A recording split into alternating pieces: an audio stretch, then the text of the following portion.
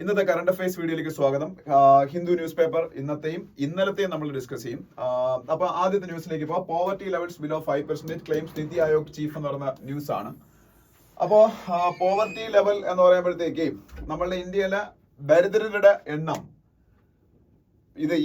ഈ ഒരു ന്യൂസ് നിങ്ങളുടെ ഫേസ് വാല്യൂവിൽ എടുത്ത് അത് ആ ഒരു ഇതായിട്ട് എഴുതിയെടുക്കൊന്നും വേണ്ട. കാര്യം ഏതാണ്ട് 5% താഴെ ഇപ്പോൾ ഇന്ത്യയിൽ ദരിദ്രർ കാണുള്ളൂ എന്നാണ് BVR സുബ്രഹ്മണ്യം പറഞ്ഞേക്കുന്നത്. BVR സുബ്രഹ്മണ്യം ആരാണ് എന്ന് നിങ്ങൾക്ക് എല്ലാവർക്കും അറിയാം. BVR Subrahmanyam is the CEO of NITI Aayog, ഇന്ത്യയുടെ പ്ലാനിംഗ് കമ്മീഷന്റെ റീപ്ലേസ്മെന്റ് ആയ NITI Aayog, national institution for transforming India എന്നുള്ള ഒരു ഷോർട്ട് ഫോം ആണ് നിതി എന്ന് പറയുന്നത്, national institution for transforming India. ആ നിതി ആയോഗിന്റെ CEO, ചീഫ് എക്സിക്യൂട്ടീവ് ഓഫീസറാണ് BVR സുബ്രഹ്മണ്യം. നിതി ആയോഗിന്റെ chairman prime minister of India ആണ് അല്ലേ.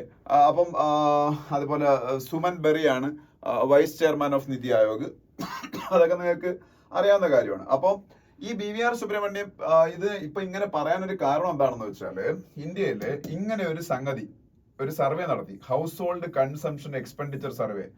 ഹൗസ് ഹോൾഡ്, അത് HCES എന്നാണ് അതിന്റെ ഷോർട്ട് ഫോമിൽ പറയുന്നത്. House hold consumption expenditure survey.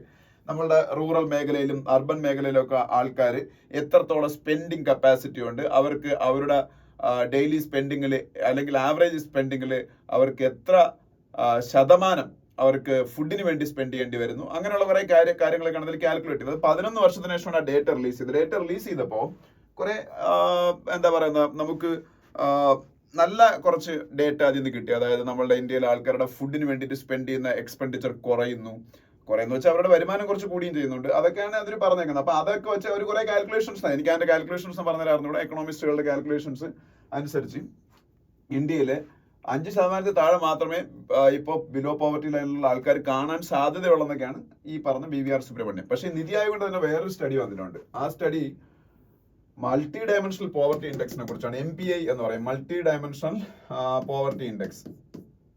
MDPI എന്നുണ്ടോ എന്ന് എനിക്ക് സംശയമുണ്ട്. മൾട്ടി ഡയമെൻഷണൽ പോവർട്ടി ഇൻഡെക്സ് എന്നാണ്. ഇത് നിതി ആയോഗിന്റെ സ്റ്റഡി ഉണ്ട്, അതല്ലാതെ UN-ന്റെ സ്റ്റഡിയും ഉണ്ട്. ഈ നിതി ആയോഗിന്റെ സ്റ്റഡി അനുസരിച്ച് ഇന്ത്യയിൽ ഏതാണ്ട് മൾട്ടി ഡയമെൻഷണൽ പോവർട്ടി ഉള്ള ആൾക്കാർ 11% മാത്രമേ ഉള്ളൂ. അതിൽ ഏതാണ്ട് 10-15% ആൾക്കാർ മൾട്ടി ഡയമെൻഷണൽ പോവർട്ടിയിൽ നിന്ന് പുറത്തു വന്നുണ്ട്. അപ്പൊ ഈ മൾട്ടി ഡയമെൻഷണൽ പോവർട്ടി വേറെ, പോവർട്ടി വേറെ, രണ്ടാണ്. മൾട്ടി ഡയമെൻഷണൽ പോവർട്ടി എന്ന് പറയുമ്പോഴത്തേക്ക് എന്താണ്, നമ്മളുടെ എഡ്യൂക്കേഷൻ, നമ്മളുടെ പിന്നീട് എന്താ പറയുന്ന ഫുഡ്, ഷെൽട്ടർ, ഇതെങ്ങനെ നമുക്ക് കുറെ ബേസിക് എസെൻഷ്യൽ ആയിട്ടുള്ള കാര്യങ്ങളുണ്ട്. ഇതെല്ലാം നമുക്ക് പ്രൊവൈഡ് ചെയ്യാൻ പറ്റുന്നുണ്ട്.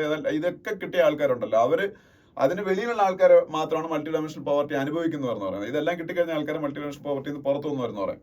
അപ്പൊ ആ പോവർട്ടി നല്ല രീതിയിൽ കുറഞ്ഞിട്ടുണ്ടെങ്കിൽ അതിന്റെ കണക്ക് UN-ന്റെയും നിതി ആയോഗിന്റെയും ഇൻഡെക്സ്, ഈ മൾട്ടി ഡയമെൻഷണൽ പോവർട്ടി ഇൻഡെക്സ് പുറത്തു വന്നപ്പോഴത്തേക്ക് അതൊരു 1 മാസം ആദ്യമുള്ളത് വന്നിട്ട് അത് പറയുന്നുണ്ട്. അത് ഏതാണ്ട് 11% ആൾക്കാരാണ് ഇന്ത്യയിൽ മൾട്ടി ഡയമെൻഷണൽ പോവർട്ടി ഉള്ളതെന്ന് പറയുന്നത്.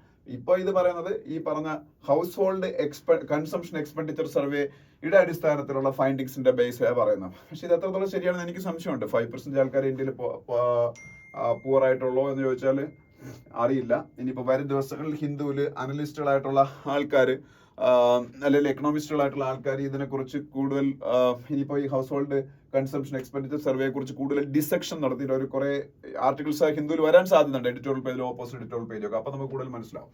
ഇനി Uttarakhand to table bill to recover damage to property in protest എന്നൊരു ന്യൂസ് കാണാം. അപ്പൊ ഉത്തരാഖണ്ഡ് നിങ്ങൾക്ക് അറിയാം, ഈ ഇടയ്ക്ക് പിന്നീട് യൂണിഫോം സിവിൽ കോഡ് നടപ്പാക്കിയ സ്റ്റേറ്റ് ആണ്. യൂണിഫോം സിവിൽ കോഡ് ഇന്ത്യയിൽ സ്വാതന്ത്ര്യാനന്തര ഇന്ത്യയിൽ ആദ്യമായിട്ട് നടപ്പാക്കിയ സ്റ്റേറ്റ് ആണ് ഉത്തരാഖണ്ഡ്, നമുക്കറിയാം. അവിടെ ഇപ്പോൾ ഒരു പുതിയ നിയമം വരാൻ വേണ്ടത് ഓൾറെഡി ഉത്തർപ്രദേശിലും ഹരിയാനയിലും ഒക്കെ നടപ്പായിട്ടുള്ള നിയമമാണ്, പാസ്സായിട്ടുള്ള നിയമമാണ്. ഉത്തരാഖണ്ഡിൽ പബ്ലിക്കും പ്രൈവറ്റും പ്രോപ്പർട്ടി ഡാമേജ് ചെയ്താല് അവര് ആ ഡാമേജ് ചെയ്യുന്ന ആൾക്കാരുടെ കയ്യിൽ നിന്ന് റിക്കവറി ചെയ്യാനുള്ള നിയമം കൊണ്ടുവരാൻ പോയാണ്. ഇപ്പോഴും അങ്ങനെയുള്ള നിയമങ്ങളെ പലയിടത്തും ഉണ്ട്, പക്ഷെ സ്പെസിഫിക് ആയിട്ട് ഇതിനുള്ള നിയമങ്ങൾ ഉണ്ടോ എന്ന് എനിക്ക് അറിഞ്ഞൂടാ. ഉത്തർപ്രദേശിലെ ഹരിയാനയൊക്കെ പാസ്സായ ലെവലിലുള്ള നിയമങ്ങൾ ഉണ്ടോ എന്ന് എനിക്കറിയില്ല. എന്തായാലും ഉത്തരാഖണ്ഡിൽ അങ്ങനെ ഒരു നിയമം വരാൻ പോയാണ്. അവിടുത്തെ ചീഫ് മിനിസ്റ്റർ പുഷ്കർ സിംഗ് ധാമിയാണ്. അപ്പൊ അതറിഞ്ഞിരിക്കുക. പിന്നീട് താഴോട്ട് വരുമ്പോൾ ബാക്കി ന്യൂസ് നമുക്ക് ആവശ്യമുള്ളതല്ല, അതൊക്കെ പൊളിറ്റിക്കൽ ന്യൂസുകളാണ് മിക്കതും. പിന്നെ അതിന്റെ അടുത്ത പേജിലേക്ക് പോകുമ്പോൾ അടുത്ത പേജില് ഇല്ല, അടുത്ത പേജിലെ ഒരു ന്യൂസും നമുക്ക് ആവശ്യമുള്ളതല്ല. അതിനടുത്ത പേജിലേക്ക് പോകാം. അതിനടുത്ത പേജിൽ പോകുമ്പോൾ introduce Ayushman Bharat plan in capital LG urges Kejriwal എന്നൊരു ന്യൂസ് കാണും. ആയുഷ്മാൻ ഭാരത് സ്കീം എന്താണെന്ന് അറിയാമല്ലോ. ആയുഷ്മാൻ ഭാരത് സ്കീം എന്ന് പറയുന്നത് എന്താണ്? അത് ഒരു ഹെൽത്ത് ഇൻഷുറൻസ് സ്കീമാണ്. ഗവൺമെന്റ് ഓഫ് ഇന്ത്യയുടെ ഹെൽത്ത് ഇൻഷുറൻസ് സ്കീമാണ്. അത് ബിലോ പോവർട്ടി ലൈനുള്ള ഫാമിലീസിന് 5 lakhs rupees health insurance provide ചെയ്തുകൊണ്ട് അവരുടെ ഹെൽത്ത് എക്സ്പെൻസസ് ഗവൺമെന്റ് മാക്സിമം അതിന്റെ ബേർഡൻ കുറയ്ക്കാൻ വേണ്ടി ശ്രമിക്കുന്ന ഒരു സ്കീമാണ് ആയുഷ്മാൻ ഭാരത് സ്കീം എന്ന് പറയുന്നത്. ഇത് വേൾഡിലെ ഏറ്റവും വലിയ ഗവൺമെന്റ് സ്പോൺസേർഡ് ഹെൽത്ത് ഇൻഷുറൻസ് പ്രോഗ്രാമാണ്. വേൾഡിലെ ഏറ്റവും വലിയ ഗവൺമെന്റ് സ്പോൺസേർഡ് ഹെൽത്ത് ഇൻഷുറൻസ് പ്രോഗ്രാമാണ് ഈ പറഞ്ഞ ആയുഷ്മാൻ ഭാരത് സ്കീം എന്ന് പറയുന്നത്. പിന്നെ അതിനടുത്ത പേജിലേക്ക് പോകുമ്പോൾ വിശാഖപട്ടണത്തിൽ ഒരു ഫ്ലോട്ടിംഗ് സീ ബ്രിഡ്ജ് ഓപ്പൺ ചെയ്തു. അത് വേണമെങ്കിൽ ജസ്റ്റ് ഒന്ന് അറിഞ്ഞു വെച്ചേക്കുക. വിശാഖപട്ടണത്തിൽ ഫ്ലോട്ടിംഗ് സീ ബ്രിഡ്ജ് വേറെ സ്ഥലങ്ങളിലൊക്കെ ഒരു പക്ഷെ കണ്ടേക്കാം, പക്ഷെ ജസ്റ്റ് ഒന്ന് ഒരു ന്യൂസ് ആയിട്ട് കണ്ടുകൊണ്ട് ഞാൻ പറഞ്ഞേ ഉള്ളൂ. അത് വിശാഖപട്ടണത്തിലാണ് ഇന്നലെ ഇനാഗുറേറ്റ് ചെയ്തത് ഫ്ലോട്ടിംഗ് സീ ബ്രിഡ്ജ്. പിന്നെ വരുമ്പോ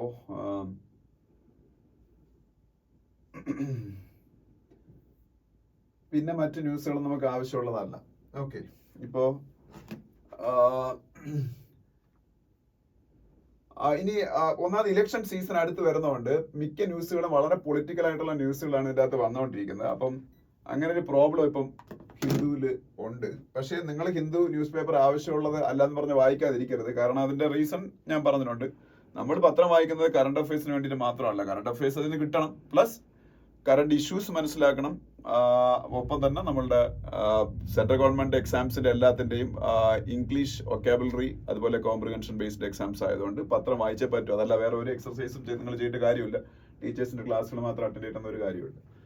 അപ്പൊ അടുത്ത എഡിറ്റോറിയലാണ് അറ്റ് ദ ഹൈ ടേബിൾ. അത് മസ്റ്റ് ആയിട്ട് രണ്ട് എഡിറ്റോറിയലും വായിക്കുക. അറ്റ് ദ ഹൈ ടേബിൾ എന്ന് പറഞ്ഞ എഡിറ്റോറിയൽ റെയ്സിന ഡയലോഗിനെ കുറിച്ചാണ്. അതിനെക്കുറിച്ച് ഒരുപാട് കാര്യങ്ങൾ ഞാൻ റീസെന്റ് ആയിട്ട് പറഞ്ഞിട്ടുള്ളതാണ് പലപ്പോഴും. ഒബ്സർവർ റിസർച്ച് ഫൗണ്ടേഷനും ഇന്ത്യയുടെ മിനിസ്ട്രി ഓഫ് എക്സ്റ്റേണൽ അഫയേഴ്സ് ചേർന്ന് നടത്തുന്ന സിംഗപ്പൂരിലെ ഷാങ്ക്രീല ഡയലോഗിന്റെ മോഡലിൽ നടത്തുന്ന എക്സർസൈസ് ആണ്, ഡയലോഗ് പ്രോസസ് ആണ്. പിന്നീട് റെയ്സിന ഡയലോഗ് എന്ന് പറയുന്നത് ഇപ്രാവശ്യത്തത് കഴിഞ്ഞു. അപ്പൊ കഴിഞ്ഞപ്പോ അതിന്റെ ഔട്ട്കംസിനെ കുറിച്ചൊക്കെയാണ് ഗ്രീസിന്റെ പ്രൈം മിനിസ്റ്ററായ കിരിയാക്കോസ് മിസ്തോട്ടാക്കിസ് നമ്മളുടെ ഇതിലെ ചീഫ് ഗസ്റ്റ് ആയിരുന്നതിനെ കുറിച്ച് പറയുന്നുണ്ട്.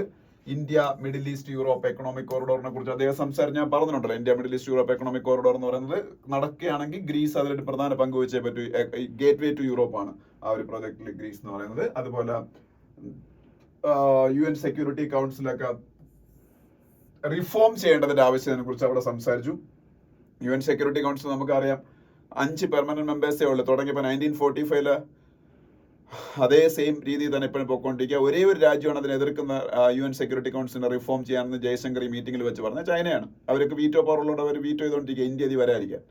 സെക്യൂരിറ്റി കൗൺസിൽ അന്ന് 1945 അവസ്ഥയാണ് ഇന്ത്യ ഇന്നത്തെ അവസ്ഥ. അന്ന് ചൈന വേൾഡിലെ മോസ്റ്റ് പോപ്പുലേറ്റഡ് നേഷൻ ആണ്. ഇന്ന് ഇന്ത്യയാണ് മോസ്റ്റ് പോപ്പുലേറ്റഡ് നേഷൻ. അപ്പോൾ വേൾഡിലെ മോസ്റ്റ് പോപ്പുലേറ്റഡ് ആയിട്ടുള്ള പോപ്പുലസ് ആയിട്ടുള്ള nation, largest democracy in the world, അവർക്ക് സെക്യൂരിറ്റി കൗൺസിൽ മെമ്പർഷിപ്പ് ഇല്ല എന്ന് പറഞ്ഞാൽ അതൊരു അതൊരു തെറ്റാണ്. അപ്പം അതൊക്കെ അവിടെ സംസാര വിഷയം എന്ന് പറയുന്നുണ്ട്. പിന്നെ G20 ഫോറിൻ മിനിസ്റ്റേഴ്സിന്റെ മീറ്റിംഗ് ബ്രസീലിൽ വെച്ചപ്പോൾ നടന്നു. അതിന്റെ കാര്യം ബ്രസീലിലാണല്ലോ ഈ വർഷത്തെ G20. പിന്നെ G7 എന്താണെന്ന് G7 പരാമർശിച്ചിട്ടുണ്ട്. G7 എന്താണെന്ന് നിങ്ങൾക്ക് അറിയാലോ. വേൾഡിലെ ഏറ്റവും എക്കണോമിക്കലി പവർഫുൾ ആയിട്ടുള്ള 7 Nations USA, Britain, France, Germany, Japan, Italy, Canada. അതാണ് G7 എന്ന് പറയുന്നത്. പിന്നെ യൂറോപ്പിൽ നിന്നാണ് കൂടുതൽ ആൾക്കാർ, സെൻട്രൽ യൂറോപ്പിൽ നിന്ന്, ഈസ്റ്റേൺ യൂറോപ്പിൽ നിന്നൊക്കെയാണ് ഏറ്റവും കൂടുതൽ ആൾക്കാർ ഈ പറഞ്ഞ ഈ നമ്മളുടെ റെയ്സിന ഡയലോഗിൽ പാർട്ടിസിപ്പേറ്റ് ചെയ്യുന്നത് ഈ പറയുന്നുണ്ട്. അത് നമ്മൾ പറഞ്ഞ കാര്യങ്ങൾ തന്നെയാണ്. കൂടുതൽ ഒരുപാട് രാജ്യത്തു നിന്നുള്ള മിനിസ്റ്റേഴ്സ് ഉണ്ടായിരുന്നു. കൂടുതൽ യൂറോപ്പിൽ നിന്നായിരുന്നു. ആഫ്രിക്കയിൽ നിന്നൊക്കെ കുറച്ച് ആൾക്കാരുണ്ടായിരുന്നു. അതൊക്കെ ഇത് പറയുന്നുണ്ട്. പിന്നെ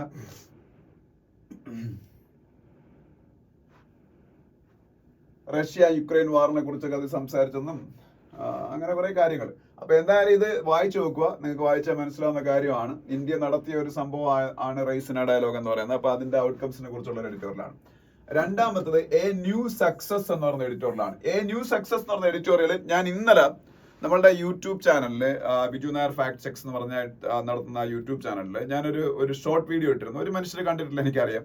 കണ്ടാലും കണ്ടില്ലെങ്കിലും ഞാൻ പറയാനുള്ള കാര്യം നിങ്ങൾക്ക് ഇപ്പോൾ പറഞ്ഞുതരാം. അതായത് ഞാനത് ആ 1 മിനിറ്റ് ഷോർട്ട് വീഡിയോയിൽ പറഞ്ഞിരുന്നത് മൂണില് ആദ്യമായിട്ട് ലാൻഡ് ചെയ്ത ഒരു പ്രൈവറ്റ് പേടകത്തിനെ കുറിച്ചാണ്. പ്രൈവറ്റ് ഷട്ടിൽ മൂണിൽ ലാൻഡ് ചെയ്തു. അപ്പൊ നമ്മളുടെ ചന്ദ്രയാൻ 3 സൗത്ത് പോളില്, ലൂണാർ സൗത്ത് പോളിൽ ലാൻഡ് ചെയ്തു. അത് പ്രൈവറ്റ് അല്ലല്ലോ, അത് നമ്മളുടെ ഇന്ത്യയുടെ ബഹിരാകാശ ഏജൻസിയായ ISRO ആണല്ലോ ചെയ്തത്. പക്ഷേ ഇത് ചെയ്തേക്കുന്നത് US-ന്റെ ഇൻഡ്യൂറ്റീവ് മെഷീൻസ് എന്ന് പറഞ്ഞൊരു കമ്പനിയുണ്ട്. ഒരു പ്രൈവറ്റ് കമ്പനിയാണ് ഇൻഡ്യൂറ്റീവ് മെഷീൻസ്. ഈ ഇൻഡ്യൂറ്റീവ് മെഷീൻസിന്റെ ഒഡീസിയസ് എന്ന് പറയുന്ന ഒരു സ്പേസ് ഷട്ടിലാണ്. ഒഡീസിയസ് എന്നാണ് എൻ്റെ പേര്. ഒഡീസിയസ് എൻ്റെ സ്പെല്ലിംഗ് ഇങ്ങനെ ആയിരിക്കും തോന്നുന്നു. ഇതിൻ്റെ അകത്ത് എവിടെയെങ്കിലും കാണും. ഓക്കെ, എവിടെയെങ്കിലും കാണും. ഞാൻ പെട്ടെന്ന് നോക്കിയിട്ട് ആ പേര് കാണുന്നില്ല എൻ്റെ അകത്ത്. ഒഡീസിയസ് എന്നാണ് എന്തായാലും എൻ്റെ പേര്.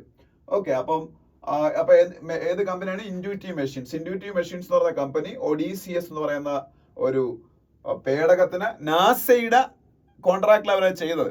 നാസ ഇതൊക്കെ ചെയ്യാനുള്ള കാര്യം എന്താണ്? നാസയുടെ അടുത്ത മാൻഡ് മൂൺ മിഷൻ വരെയാണ്. ഇപ്പൊ നമ്മളൊക്കെ നടത്തിയ മിഷൻ ഒന്നും മാൻഡ് മൂൺ മിഷൻ ആണല്ലോ. ഇപ്പൊ മാൻഡ് മൂൺ മിഷൻ വരെയാണ്. 1972 നാസയുടെ അപ്പോളോ 17 എന്ന് പറയുന്ന ഒരു വെഹിക്കിള് മൂണിൽ ലാൻഡ് ചെയ്തതിനു ശേഷം ഇന്നുവരെ നാസ പോലും ഇതൊരിക്കലും അങ്ങനെ അറ്റംപ്റ്റ് പിന്നെ നടത്തിയിട്ടില്ല. നമ്മൾ ചെയ്തു ചന്ദ്രയാൻ, അതുപോലെ ചൈന ചെയ്തു ചന്ദ്രനിൽ ലാൻഡ് ചെയ്തു, അതുപോലെ ജപ്പാൻ ഈ ഇടയ്ക്ക് പിന്നീട് ചന്ദ്രനിൽ ലാൻഡ് ചെയ്തു. പക്ഷെ എന്നിട്ടൊന്നും നാസ ഇതൊരിക്കലും അതിന് മുതിർന്നിട്ടില്ല. പക്ഷെ നാസ വീണ്ടും അവരുടെ മൂൺ മിഷൻ നടത്താൻ പോയാണ്. അപ്പൊ മാൻഡ് മൂൺ മിഷനാണ്. അതിന്റെ പേര് ആർട്ടമിസ് എന്നാണ് ആ പ്രോജക്ടിന്റെ പേര്.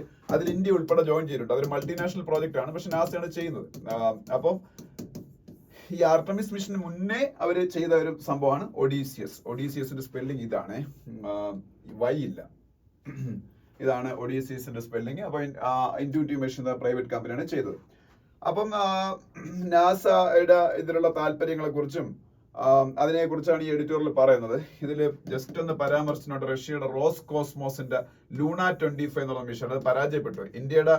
ഇന്ത്യയുടെ ചന്ദ്രയാൻ തൊട്ട് മുമ്പായിട്ട് അവിടെ ലാൻഡ് ചെയ്യാൻ ശ്രമിച്ച വേറൊരു ലൂണാർ സൗത്ത് പോളിൽ ലാൻഡ് ചെയ്യാൻ ശ്രമിച്ച റഷ്യയുടെ പേടകമായിരുന്നു ലൂണ 25. ഈ ലൂണ 25 ലോഞ്ച് ചെയ്ത, പക്ഷെ അത് ഫെയിലർ ആയിരുന്നു.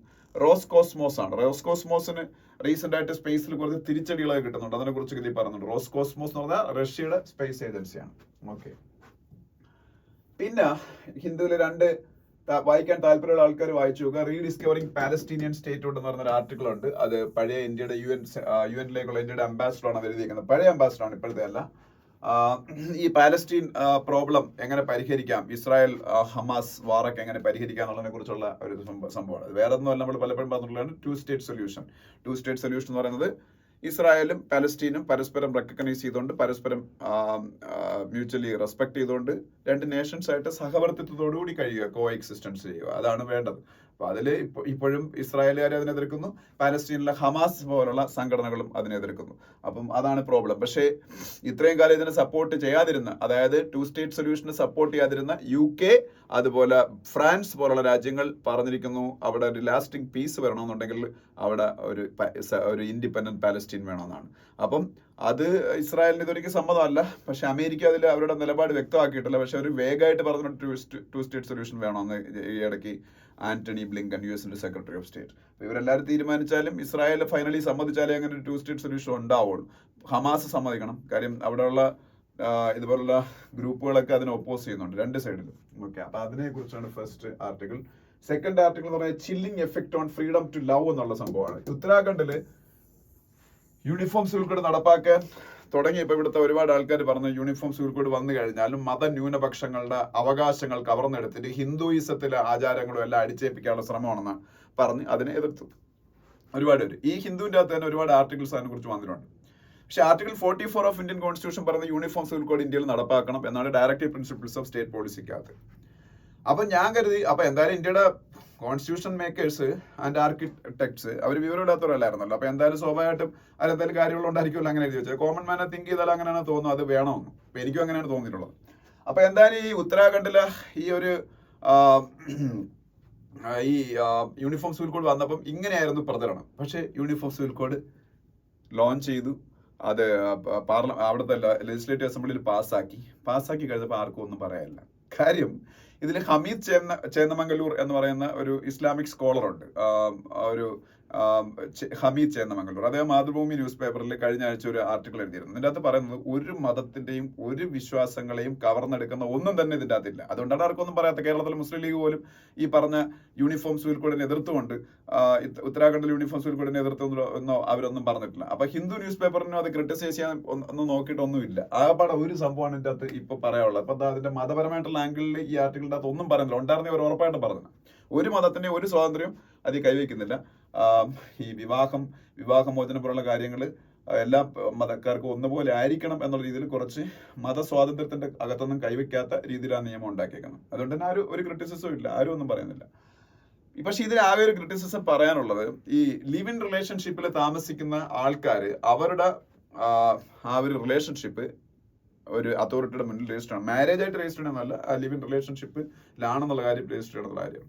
അത് പക്ഷെ അതൊരു കേൾക്കുമ്പോൾ നമുക്ക് സ്വാഭാവികമായിട്ട് ഒരു ഇൻഫ്രിഞ്ച്മെന്റ് ഇൻ പേഴ്സണൽ ഫ്രീഡം എന്ന് തോന്നും. അത് ഒരുപക്ഷെ സുപ്രീം കോടതിയിലോ ഹൈക്കോടതിയിലോ ക്വസ്റ്റ്യൻ ചെയ്യപ്പെട്ടാൽ ഈ രീതിയിൽ ചിലപ്പോൾ അത് മുന്നോട്ട് കൊണ്ടുപോകാൻ പാടുമായിരിക്കാം. അത് കോൺസ്റ്റിറ്റ്യൂഷണൽ വാല്യൂസ് വെച്ച് ചിലപ്പോൾ അവർക്ക് കോൺസ്റ്റിറ്റ്യൂഷണൽ ആസ്പെക്ട്സിൽ ചിലപ്പോൾ അവർക്കത് കോടതിക്ക് അത് അതിനെ ഇന്റർപ്രറ്റ് ചെയ്യുമ്പോൾ ചിലപ്പോൾ അത് തെറ്റാണെന്ന് തോന്നിയേക്കാം. എനിക്കറിയില്ല, അത് കോടതിയൊക്കെ എങ്ങനെയാണ് തീരുമാനിക്കാൻ പോകണം, ഒരാളിൽ പോയി ക്വസ്റ്റ്യൻ ചെയ്യും. പക്ഷേ ഇതിലൊരു ഒരു സൈഡുണ്ട്. എന്തുകൊണ്ട് ഗവൺമെന്റ് ഇങ്ങനെ തീരുമാനിച്ചെന്ന് വെച്ചാൽ, ഈ ലിവ് ഇൻ റിലേഷൻഷിപ്പിൽ പലപ്പോഴും കുട്ടികൾ പറക്കാറുണ്ട്.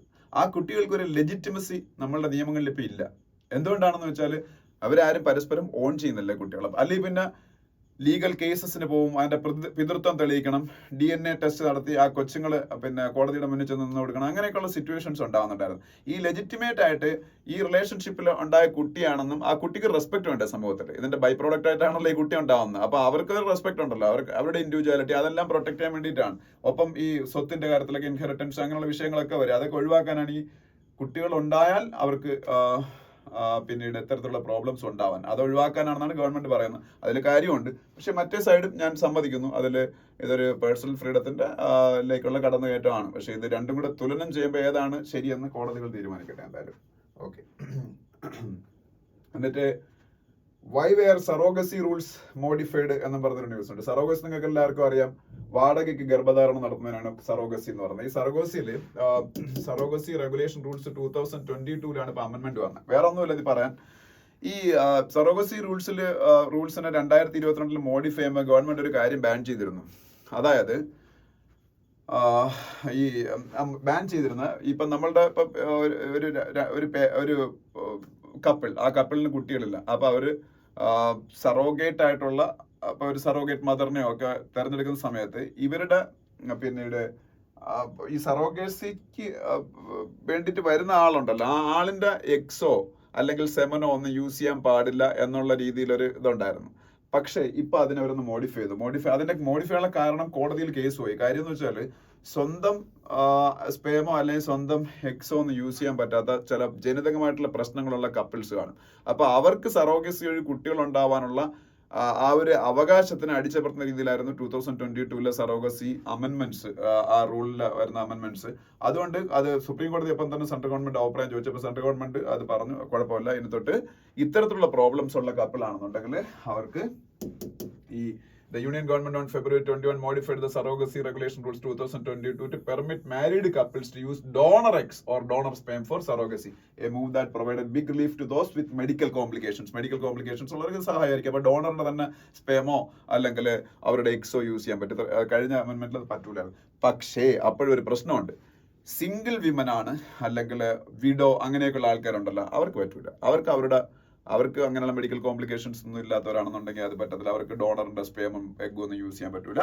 അപ്പൊ അവർക്ക് അവരുടെ തന്നെ യൂസ് ചെയ്യേണ്ടി വരും. അപ്പൊ അവർക്ക് അതിൽ എക്സംഷൻ ഒന്നുമില്ല. ഓക്കെ, ജസ്റ്റ് പറഞ്ഞേ ഉള്ളൂ, അറിഞ്ഞിരിക്കുക. പിന്നെ can the IMEC address the red sea crisis എന്ന് പറഞ്ഞൊരു ന്യൂസ് ഉണ്ട്. അത് IMEC എന്താണ്? India Middle East Europe economic corridor. ഞാൻ പലതവണ പറഞ്ഞിട്ടാണ് India Middle East Europe economic corridor IMEC. India Middle East Europe economic corridor ഇന്നത്തെ റെഡ് സീയിലെ ക്രൈസിസ് സോൾവ് ചെയ്യാൻ ഉപകരിക്കും എന്നുള്ളൊരു ആർട്ടിക്കിളാണ്. നിങ്ങൾ വായിച്ചു നോക്കുക. IMEC എന്താണെന്നൊക്കെ ഞാൻ പലതവണ പറഞ്ഞിട്ടുള്ളതാണ്. ഈ ഇസ്രായേലിലെ ഹൈഫ വഴി യൂറോപ്പിലേക്ക് പോവുക. അതിൽ സൗദിയും UAEയും കൂടെ ഒക്കെ പാർട്ടിസിപ്പേറ്റ് ചെയ്താൽ ഇന്ത്യക്ക് അത് യാഥാർത്ഥ്യമാക്കാം. ഇന്ത്യക്കല്ല, എല്ലാവർക്കും കൂടെ ചേർന്നത് യാഥാർത്ഥ്യമാക്കാൻ പറ്റും. ഇന്ത്യക്ക് അത് ഗുണമാണ്. അതിൽ പറയുന്നുണ്ട് നമ്മളുടെ ടൈം 40% കുറയും, ട്രാൻസ്പോർട്ടേഷനിൽ 30% ഫ്രൈറ്റും കുറയുന്നതാണ് കാൽക്കുലേറ്റ് ചെയ്തേക്കുന്നത്. ഇപ്പം 100 രൂപ ചിലവാകുന്നിടത്ത് 70 രൂപ ചിലവാകുള്ളൂ ഫ്രൈറ്റ്. അതുപോലെ സമയം 100 മണിക്കൂർ എടുക്കുന്ന സ്ഥാനത്ത് 60 മണിക്കൂർ എടുക്കണം. അത് ഭയങ്കര ഒരു ഇമ്പ്രൂവ്മെന്റ് അല്ലേ? അപ്പൊ അത് നടപ്പാകുന്നതിന്റെ ബുദ്ധിമുട്ടുകളെ കുറിച്ചും അത് നടപ്പാക്കി എത്രത്തോളം നല്ലതായിരിക്കും എന്നൊക്കെയാണ് ഈ ആർട്ടിക്കിൾ ഡിസ്കസ് ചെയ്യുന്നത്. പിന്നെ അതിനടുത്ത പേജിലേക്ക് പോകുമ്പോൾ വീണ്ടും HCS കുറിച്ചാണ്, house hold consumption expenditure survey. അതിലെ കുറെ ഗുണപരമായിട്ട് നമുക്ക് വരാൻ പോകുന്ന കാര്യങ്ങളെ കുറിച്ചൊക്കെ ഇതിൻ്റെ അകത്ത് പറയുന്നുണ്ട്. ഈവൻ നമ്മൾ ഇൻഫ്ലേഷൻ കാൽക്കുലേറ്റ് ചെയ്യുന്നത്, നമ്മൾ മെയിൻലി RBIയുടെ മോണിറ്ററി പോളിസിയുടെ ബേസ് എന്താണെന്നൊക്കെ ഞാൻ പറഞ്ഞിട്ടുണ്ട്. കൺസ്യൂമർ പ്രൈസ് ഇൻഡെക്സ് ആണ്. കൺസ്യൂമർ പ്രൈസ് ഇൻഡെക്സ് എന്ന് പറഞ്ഞാൽ റീറ്റെയിൽ ഇൻഫ്ലേഷൻ ആണ്.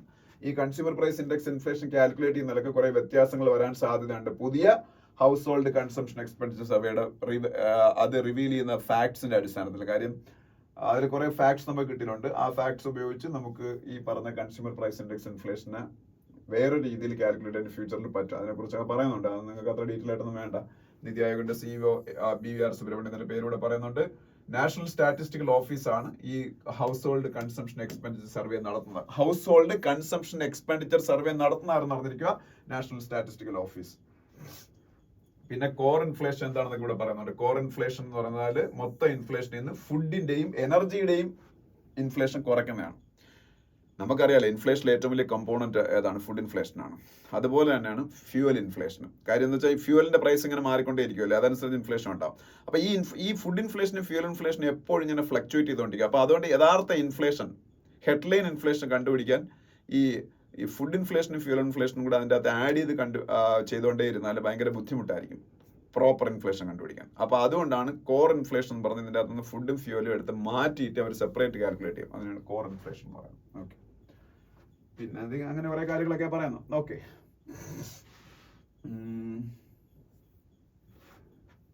പിന്നെ നമുക്ക് എന്തെങ്കിലും ആവശ്യമുള്ള ഈ പേജിലുണ്ടെന്ന് നോക്കട്ടെ. ലാസ്റ്റ് മൻ കി ബാത്ത് ബിഫോർ പോൾസ്. മൻ കി ബാത്ത് എന്താണെന്ന് അറിയില്ല. പ്രൈം മിനിസ്റ്ററിന്റെ radio address to the nation ആണ് മൻ കി ബാത്ത്.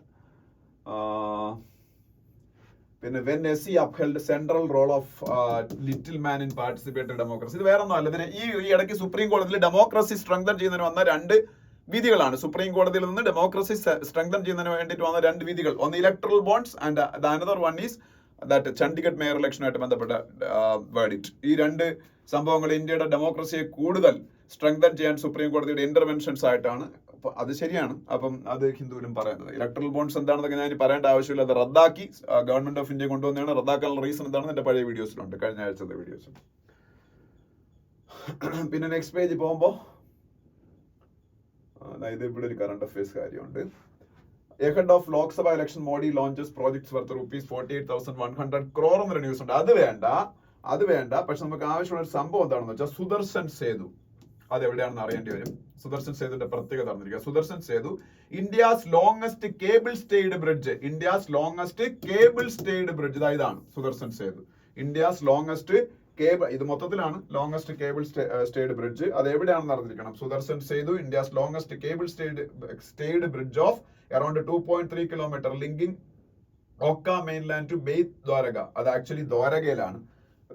ദ്വാരക എന്ന് പറയുന്നത് പിന്നീട് ഗുജറാത്തിലെ ദ്വാരക എന്നുള്ള സ്ഥലത്താണ് ഈ സംഭവം വന്നേക്കുന്നത്. അവിടെ ദ്വാരകാധീഷ് ടെമ്പിൾ ഒക്കെ ഉണ്ട്. അപ്പം അതിനടുത്തായിട്ടാണ് ഈ പറഞ്ഞ സംഭവം വന്നേക്കുന്നത്. ഓക്കെ, അപ്പം സുദർശൻ സേതു അറിഞ്ഞിരിക്കുക. ഇന്ത്യയുടെ ലോങ്സ്റ്റ് കേബിൾ സ്റ്റേഡ് ബ്രിഡ്ജ്. പിന്നെ എന്തായാലും ഇന്ത്യയിൽ 5 എയിംസുകൾ പുതുതായിട്ട് ഇനാഗ്രേറ്റ് ചെയ്തു. അത് എവിടേക്കാണെന്ന് അറിഞ്ഞിരിക്കുക. പുതിയ 5 all India institute of medical sciences. പഞ്ചാബിലെ ബട്ടിൻഡയില്, റായ്ബറേലി ഉത്തർപ്രദേശ്, കല്യാണി വെസ്റ്റ് ബംഗാളില്, മംഗളഗിരി ആന്ധ്രാപ്രദേശിലെ മംഗളഗിരി. ബത്തിൻഡ പഞ്ചാബ്, റായ്ബറേലി ഉത്തർപ്രദേശ്, കല്യാണി വെസ്റ്റ് ബംഗാൾ, മംഗളഗിരി ഉത്തർപ്രദേശ്. ഇത്രയും സ്ഥലങ്ങളാണ് പുതുതായിട്ട് എയിംസുകൾ ഇനാഗ്രേറ്റ് ചെയ്തത്. എല്ലാം കഴിഞ്ഞ് എയിംസ് ഫംഗ്ഷണലായി.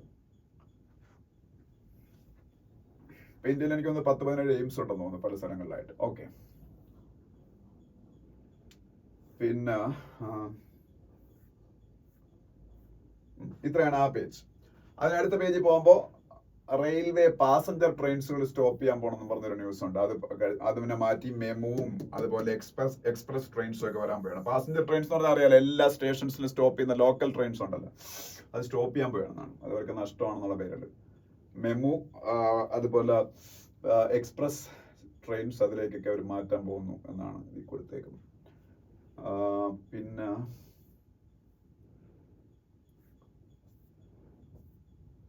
പിന്നെ ഇതെന്താണെന്ന് അറിഞ്ഞിരിക്കുക. INGNCA എന്ന് പറഞ്ഞാൽ Indira Gandhi national centre for arts. Indira Gandhi national centre for arts, IGNCA, Indira Gandhi national centre for arts, IGNCA. ഇവരെന്താ ചെയ്യുമ്പോഴെന്ന് വെച്ചാൽ ഇന്ത്യയിലെ ലാംഗ്വേജുകൾ, എത്ര ലാംഗ്വേജുകൾ ഇന്ത്യയിൽ ഉണ്ട് ആൾക്കാർ സംസാരിക്കുന്നത് എന്നതിനെ കുറിച്ച് ഒരു സർവേ നടത്താൻ പോവുകയാണ്. അതിന്റെ കാരണം വേറൊന്നുമല്ല, ഇന്ത്യയിൽ അപ് ടു പ്രൈമറി വിദ്യാഭ്യാസം ഇന്ത്യയിൽ മദർ ടങ്ങിലാക്കണം എന്ന് ഒരു ആവശ്യം എല്ലായിടത്തും ഉയർന്നിട്ടുണ്ട്. ചിലപ്പോൾ അങ്ങനെ ആക്കാൻ സാധ്യതയുണ്ട് പ്രൈമറി എഡ്യൂക്കേഷൻ. അങ്ങനെ മദർ ടങ്ങിലാക്കിയാൽ ഏതൊക്കെ ഭാഷകളിലൊക്കെ ആക്കണം എന്നൊക്കെ തീരുമാനിക്കാൻ വേണ്ടിയിട്ടാണ്. ഇന്ത്യയിൽ നമുക്കറിയാം, നമ്മളെ റെക്കഗ്നൈസ് ചെയ്യുന്ന 22 ലാംഗ്വേജസ് ആണുള്ളത്. Schedule 8 of Indian constitution schedule 8ൽ എത്ര ലാംഗ്വേജ് ഉണ്ട്? 22 ലാംഗ്വേജസ്. അതാണ് ഇന്ത്യയിൽ 97% പേര് സംസാരിക്കുന്നത്. ഇന്ത്യയിൽ 97% ആൾക്കാർ സംസാരിക്കുന്നത് ഇന്ത്യയുടെ കോൺസ്റ്റിറ്റ്യൂഷന്റെ 8th ഷെഡ്യൂളിലുള്ള 22 ലാംഗ്വേജസ് ആണ്. അതല്ല പിന്നെ ഒരു 99 നോൺ ഷെഡ്യൂൾഡ് ലാംഗ്വേജസിന്റെ കാര്യം ഇതിൽ പറഞ്ഞുണ്ട്. അതല്ലാതെ ഇന്ത്യയിൽ ഒരുപാട് ലാംഗ്വേജുകൾ സംസാരിക്കുന്നുണ്ട്. കേരളത്തിൽ തന്നെ കാസർഗോഡ് സൈഡിലൊക്കെ നമ്മൾ കേട്ടിട്ട് പോലും ഇല്ലാത്ത ഏതൊക്കെയോ ഭാഷകൾ സംസാരിക്കുന്നുണ്ട്. ഓക്കെ, അപ്പൊ ഈ ഇതിനെ കുറിച്ചൊരു ഒരു സർവേ നടത്താൻ പോയാണ്. അതാണ് ആ ന്യൂസ്. അതുപോലെ ഇന്ത്യയിലെ ഏറ്റവും ഫേമസ് ആയിട്ടുള്ള ഒരു പാരലൽ സിനിമയുടെ, ഇപ്പൊ അടൂർ ഗോപാലകൃഷ്ണൻ എന്നൊക്കെ പറഞ്ഞ പാരലൽ സിനിമയുടെ ആൾക്കാരാണ്. സമാന്തര സിനിമ, അതിലെ ഒരു ഫേമസ് ഒരു പാരലൽ സിനിമയുടെ ആളായിരുന്നു കുമാർ സഹാനി. അങ്ങനെ തന്നെ മരിച്ചുപോയി. അപ്പം പുള്ളി ഒരു ബംഗാളിയായിരുന്നു. മായാദർപ്പൺ, തരംഗ്, കസ്ബ പോലുള്ള ഭയങ്കര ക്ലാസിക് സിനിമകളൊക്കെ എടുത്തുള്ള ഒരാളായിരുന്നു. പിന്നെ വേൾഡ് പേജിലേക്ക് പോകുമ്പോൾ വേൾഡ് പേജിൽ അർജന്റീനയുടെ പ്രസിഡന്റും ഡൊണാൾഡ് ട്രംപും കൂടെ നിൽക്കുന്ന ഒരു ഫോട്ടോ കാണാം. അർജന്റീനയുടെ പ്രസിഡന്റ് ആരാണ്? ജാവിയർ മിലേയി, അർജന്റീനയുടെ പ്രസിഡന്റ്. Eiffel Tower. ബെലറൂസിൽ ഇലക്ഷൻ നടക്കാൻ പോകുന്നതിനെ കുറിച്ച് ന്യൂസ് ഉണ്ട്. ബെലറൂസ് ഇലക്ഷൻ നടന്നിട്ട് പ്രത്യേകിച്ച് കാര്യമൊന്നുമില്ല. അവിടെ നമ്മളുടെ വ്ളാഡിമിർ പുടിനെ പോലെ ഒരാളാണ് അവിടെ ഭരിക്കുന്നത്. വ്ളാഡിമിർ പുടിന്റെ തന്നെ ഫ്രണ്ടുമാണ് അലക്സാണ്ടർ ലൂക്കാഷെങ്കോ. അവിടെ അയാളെ ജയിക്കുള്ളൂ, അലക്സാണ്ടർ ലൂക്കാഷെങ്കോ. വേറെ ആരെ ജയിക്കാൻ സമ്മതിക്കത്തില്ല ഒരു പക്ഷേ. അലക്സാണ്ടർ ലൂക്കാഷെങ്കോ, ബെലറൂസിന്റെ പ്രസിഡന്റ്.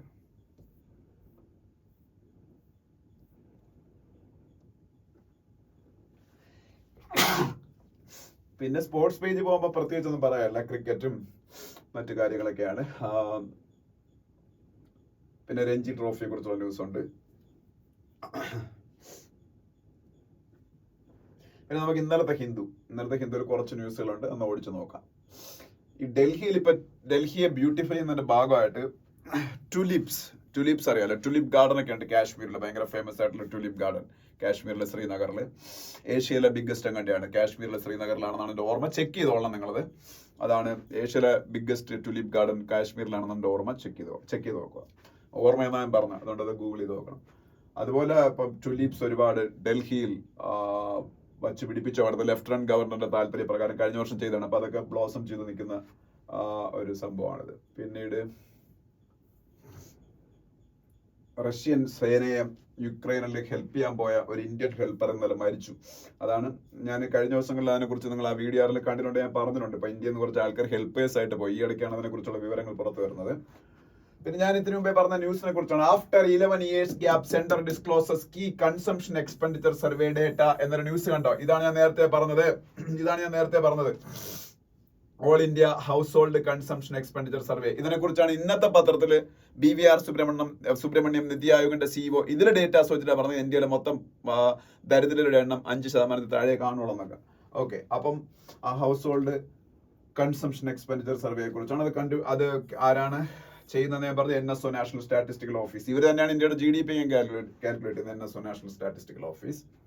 പിന്നീട് ഇവിടെ പ്രധാനമന്ത്രി ഗരീബ് കല്യാൺ അന്ന യോജനയെ കുറിച്ച് പറയുന്നുണ്ട്. വാട്ട് ഈസ് പ്രധാനമന്ത്രി ഗരീബ് കല്യാൺ അന്ന യോജന? എന്താണ്? ഇന്ത്യയില് പബ്ലിക് ഡിസ്ട്രിബ്യൂഷൻ സിസ്റ്റത്തിന്റെ അണ്ടറിൽ BPL ഫാമിലീസിന് full free of cost food grains കൊടുക്കുന്ന ഗവൺമെന്റ് ഓഫ് ഇന്ത്യയുടെ സ്കീമാണ്. ഫ്രീ ആണ് ഫുഡ് ഗ്രെയിൻസ് BPLകാർക്ക്. അതാണ് പ്രധാനമന്ത്രി ഗരീബ് കല്യാൺ അന്ന യോജന. ഇന്ത്യയിൽ വീണ്ടും ഒരു സ്റ്റേറ്റിൽ UCC ഉടനെ വരും. സെയിം ഉത്തരാഖണ്ഡിന്റെ മോഡലിൽ ആസാമിൽ അത് ഏതാണ്ട് ഉറപ്പായി കഴിഞ്ഞു. പക്ഷെ അത് കുറച്ച് ടൈം എടുക്കും. ഇപ്പോഴേ നിങ്ങൾ എഴുതണ്ട, ആസാമിലും അത് വരാൻ പോവുകയാണ്. പിന്നെ ഈ പേജിലൊന്നും നമുക്ക് ആവശ്യമില്ല. എൻ്റെ അടുത്ത പേജിൽ പോകുമ്പോൾ അവിടെയും നമുക്ക് ആവശ്യമുള്ള ന്യൂസ് ഒന്നുമില്ല. അതിനടുത്ത പേജിൽ പോകുമ്പോ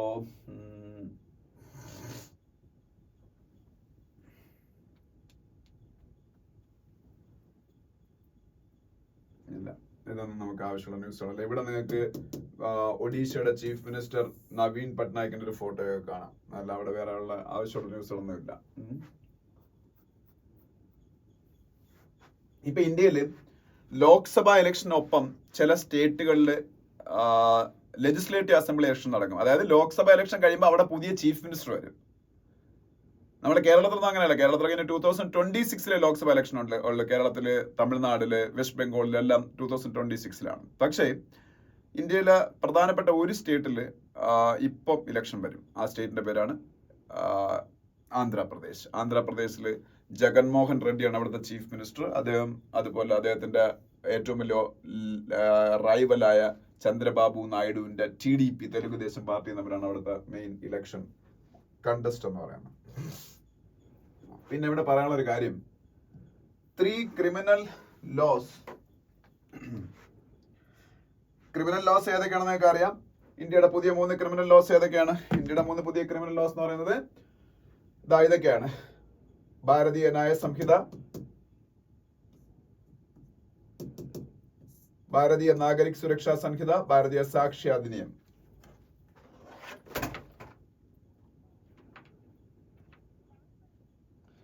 ഭാരതീയ നാഗരിക് സുരക്ഷാ സംഹിത, ഭാരതീയ ന്യായ സംഹിത, അതുപോലെ ഭാരതീയ സാക്ഷ്യ അധിനിയം. ഇത് 3 നിയമങ്ങൾ ഇന്ത്യയിൽ ജൂലൈ 1 തൊട്ട് നിലവിൽ വരും. അറിഞ്ഞിരിക്കുക. ഇപ്പോൾ ഉള്ള നിയമങ്ങളെ റീപ്ലേസ് ചെയ്തുകൊണ്ട്. അപ്പൊ അത് അറിഞ്ഞിരിക്കേണ്ടതാണ്. പിന്നെ WTO വേൾഡ് ട്രേഡ് ഓർഗനൈസേഷന്റെ 13th മിനിസ്റ്റീരിയൽ കോൺഫറൻസ് അബുദാബിയിൽ വെച്ച് നടക്കാൻ പോകുന്നു. അറിഞ്ഞിരിക്കുക. ചിലപ്പോൾ ഏതെങ്കിലും എക്സാമിന് ചോദിക്കാം. അബുദാബിയിൽ വെച്ചാണ് 13th മിനിസ്റ്റീരിയൽ കോൺഫറൻസ് നടക്കാൻ പോണ WTOയുടെ. പിന്നെ ഈ കാണുന്നതാണ് ഇന്ത്യയുടെ chief election commissioner Rajiv Kumar. ഇന്ത്യയുടെ chief election commissioner Rajiv Kumar. അപ്പൊ അതൊക്കെയാണ് അവിടെ പറയാനുള്ളത്. അതിന്റെ അടുത്ത പേജിൽ പോകുമ്പോൾ ക്വാഡുമായിട്ട് ബന്ധപ്പെട്ട ഒരു ന്യൂസ് കാണാം. ക്വാഡ് എന്താണ്? ക്വാഡ് എന്ന് പറയുന്നത് നിങ്ങൾക്ക് എല്ലാവർക്കും അറിയാം. Quadrilateral, India, USA, Australia, Japan. ഈ 4 പേരുടെ ഗ്രൂപ്പാണ് ക്വാഡ് എന്ന് പറയുന്നത്. Quad think tank forum meeting ഡൽഹിയിൽ വെച്ചപ്പോൾ നടന്നു. അതുപോലെ ക്വാഡിന്റെ നേതൃത്വത്തില് ഒരു നേവൽ എക്സർസൈസ് ഉണ്ട്. അതിന്റെ പേരാണ് മലബാർ. പഠിച്ചു വെച്ചാണ് മലബാർ എന്ന് പറഞ്ഞ നേവൽ എക്സർസൈസിൽ 4 രാജ്യങ്ങളാണുള്ളത്: ഇന്ത്യ, USA, ഓസ്ട്രേലിയ, ജപ്പാൻ. അതായത് ക്വാഡ് മെമ്പേഴ്സ്. പിന്നെ country should be aware of degrees of terrorist ഫിനാൻസിങ്ങിനെ തടയാൻ വേണ്ടിയുള്ള ലോകത്തിലെ ഓർഗനൈസേഷനാണ് FATF.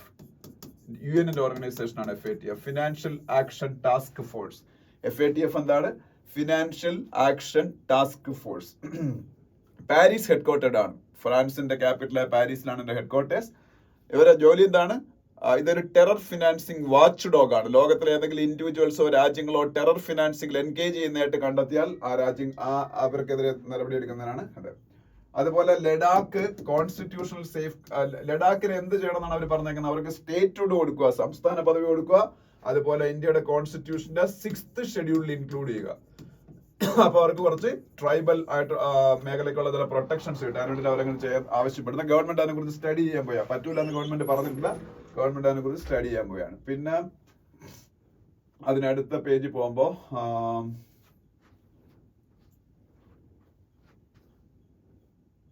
അടുത്ത പേജിൽ ആവശ്യമുള്ള ന്യൂസുകളൊന്നും നമുക്കില്ല. അതിനടുത്ത പേജിൽ പോകുമ്പോ നമ്മളുടെ യുക്രൈൻ റഷ്യ വാറിന്റെ 2nd ആനിവേഴ്സറി ആണ്. അതുമായിട്ട് ബന്ധപ്പെട്ട് വേൾഡിലെ കുറച്ച് ലീഡേഴ്സ്, യൂറോപ്പിലെ കുറച്ച് ലീഡേഴ്സ് യുക്രൈനിൽ പോയി ഐക്യദാർഢ്യമൊക്കെ പ്രഖ്യാപിച്ചു. അപ്പൊ അതിൽ ആരൊക്കെയാണെന്ന് നോക്കാം. ജസ്റ്റിൻ ട്രൂഡോ, കാനഡയുടെ പ്രൈം മിനിസ്റ്റർ. ജസ്റ്റിൻ ട്രൂഡോ ആരാണ്? കാനഡയുടെ പ്രൈം മിനിസ്റ്റർ. അതുപോലെ പിന്നീട് ഉള്ള ഒരാളെന്ന് വെച്ചാൽ വൊളോഡിമിർ സെലൻസ്കി, നിങ്ങൾക്ക് അറിയാം, യുക്രൈന്റെ ആണ്. ജോർജിയ മെലോണി, ഏത് രാജ്യത്തിന്റെ ആണ്? ഇറ്റലിയുടെ ജോർജിയ മെലോണി. പിന്നെ ഈ നിൽക്കുന്ന ഉർസുല വോണ്ടർലെയൻ ആണ്. ഉർസുല വോണ്ടർലെയൻ ആണെന്ന് വെച്ചാൽ യൂറോപ്യൻ യൂണിയന്റെ ഒരു ഘടകമാണ് യൂറോപ്യൻ കമ്മീഷന്റെ പ്രസിഡന്റ് ആണ് ഉർസുല വോണ്ടർലെയൻ. ഉർസുല വോണ്ടർലെയൻ, ഇതൊറ്റ പേരാണ്. പിന്നെ ബെൽജിയത്തിന്റെ പ്രൈം മിനിസ്റ്റർ ആണെന്ന് പഠിച്ചു വെച്ചേക്ക. Alexander De Croo. ക്രൂ, ഇങ്ങനെയാണ് അങ്ങനെ പേര്, അലക്സാണ്ടർ ഡി ക്രൂ. ഇത് ബെൽജിയത്തിന്റെ പ്രൈം മിനിസ്റ്റർ. ഇവരെല്ലാവരും ഉണ്ടായിരുന്നു. പിന്നെ ബ്രസീലിന്റെ ലുല ഇസ്രായേലിനെതിരെ കടുത്ത ആരോപണങ്ങൾ ഉന്നയിച്ചിരിക്കുന്നു. ഗാസയിൽ വംശഹത്യ ഇസ്രായേൽ നടത്തുന്നുള്ള പേരിൽ ബ്രസീലിന്റെ ലുല ഡസിൽവ ബ്രസീലിന്റെ പ്രസിഡന്റ്. അതിനടുത്ത പേജ് പോകുമ്പോൾ സയൻസ് പേജ് വേണ്ട. അതിനടുത്ത പേജ് പോകുമ്പോൾ FAQ പേജ്. അതിൽ യുക്രൈൻ വാറിനെ കുറിച്ചും ഗ്ലോബൽ സൗത്ത് ഇസ്രായേൽ വാറിൽ എടുത്തേക്കുന്ന നിലപാടുകളെ കുറിച്ചും ഒക്കെയാണ്. അതിനടുത്ത പേജ് പോകുമ്പോൾ പ്രൊഫൈൽസ് എന്ന് പറഞ്ഞ പേജാണ്. ഈ പ്രൊഫൈൽസ് പേജിൽ ആദ്യത്തെ എന്ന് പറഞ്ഞാൽ ആസിഫ് അലി സർദാരിയെ കുറിച്ചാണ്. ആസിഫ് അലി സർദാരി ആരെന്ന് നമുക്ക് എല്ലാവർക്കും അറിയാം. ഇനി പാകിസ്ഥാന്റെ പ്രസിഡന്റ് ആവാൻ പോകുന്ന ആളാണ് ആസിഫ് അലി സർദാരി. പാകിസ്ഥാന്റെ പ്രസിഡന്റ് ആവാൻ പോകുന്ന ആള്. ബാക്കി ഇത് ഇപ്പോ റഷ്യയിൽ മരിച്ചുപോയ നവൽനിയുടെ ഭാര്യയെ കുറിച്ചുള്ള ഇതൊക്കെയാണ്. അത് നമുക്ക് വേണ്ട. അതിനടുത്ത പേജ് പോകുമ്പോൾ CAD ഇന്ത്യയുടെ നല്ല രീതിയിൽ കുറയുമെന്ന് ഇപ്പൊ പറഞ്ഞാൽ CAD എന്താണ്? Current account deficit. CAD എന്താണ്? Current account deficit. ഇന്ത്യയുടെ ഔട്ട്സൈഡ് റെമിറ്റൻസസ്, നമുക്ക് കിട്ടുന്ന റെമിറ്റൻസസ്, നമ്മളുടെ ഇൻവേർഡ് ആയിട്ടുള്ള എല്ലാ റെമിറ്റൻസസും നമ്മളുടെ ഔട്ട്വേർഡ് ആയിട്ടുള്ള എല്ലാ റെമിറ്റൻസും നമ്മുടെ ഡിഫറൻസ് ആണ് കറണ്ട് അക്കൗണ്ട് ഡെഫിസിറ്റ്. അതായത് നമുക്ക് ഇങ്ങോട്ട് കിട്ടുന്ന എല്ലാ രീതിയിലുള്ള പൈസ, അത് കച്ചവടത്തിൽ നിന്നാവാം, അല്ലെങ്കിൽ അവിടെ നിന്ന് വിദേശങ്ങളിൽ നിന്ന് അയക്കുന്ന പൈസയാവാം, എല്ലാ പൈസയും നമുക്ക് ഇങ്ങോട്ട് കിട്ടുന്നതും നമ്മൾ അങ്ങോട്ട് കൊടുക്കുന്ന ഡിഫറൻസ് ആണ് കറണ്ട് അക്കൗണ്ട് ഡെഫിസിറ്റ് എന്ന് പറയുന്നത്. അങ്ങോട്ട് കൊടുക്കുന്നതാണ് കൂടുതലും കറണ്ട് അക്കൗണ്ട് ഡെഫിസിറ്റ് വരും. ഓക്കെ, അതെല്ലാം വേറെ ഒന്നും അവിടെ പറയാനില്ല. അതിനടുത്ത പേജ് സ്പോർട്സ് പേജിൽ ഒന്നുമില്ല. നെക്സ്റ്റ് സ്പോർട്സ് പേജിൽ രഞ്ജി ട്രോഫിയെ കുറിച്ചൊക്കെ നമ്മൾ എപ്പോഴും പറയുന്നതാണ്. ഇത്രയൊക്കെ ഉള്ളൂ നമ്മളുടെ 2 ദിവസത്തെ ന്യൂസ് പേപ്പർ എന്ന് പറയുന്നത്. അപ്പൊ പത്രം എല്ലാവരും വായിക്കുക. കാര്യം എന്ന് വെച്ചാൽ ന്യൂസുകൾ കുറവാണെങ്കിൽ പോലും ഈ നിങ്ങളുടെ എക്സാം പോയിന്റ് ഓഫ് വ്യൂ നിങ്ങൾക്ക് വൊക്കാബുലറിക്ക് ഇമ്പ്രൂവ് ആവാൻ വേണ്ടിയിട്ടും കോംപ്രിഹെൻഷൻ സ്കിൽ കൂട്ടാൻ വേണ്ടിയിട്ട് വായിക്കണം മസ്റ്റായിട്ട്. അതിനാണ് ഇത് എക്സ്പ്ലെയിൻ ചെയ്ത് തരുന്നത്. അപ്പൊ എന്തായാലും നിങ്ങൾക്ക് എന്തായാലും ഒപ്പീനിയൻസ് ഒക്കെ ഉണ്ടെങ്കിൽ പറയുക. എല്ലാവരും ചാനൽ സബ്സ്ക്രൈബ് ചെയ്യുക, വീഡിയോസ് ഒക്കെ ലൈക്ക് ചെയ്യുക. അപ്പോൾ താങ്ക് യു സോ മച്ച്.